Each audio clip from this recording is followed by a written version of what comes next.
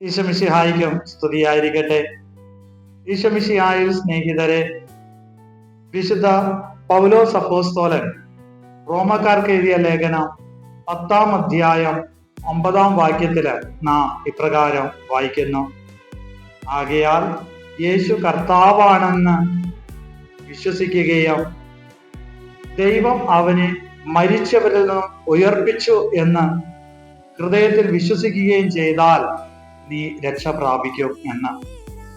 പ്രിയപ്പെട്ടവര്, എപ്രകാരമാണ് രക്ഷ പ്രാപിക്കുക, നിത്യരക്ഷ പ്രാപിക്കുക എന്നതിനെ കുറിച്ച് ആണ് നമ്മൾ ഈ ദിവസങ്ങളിൽ ധ്യാനിക്കുന്നത്.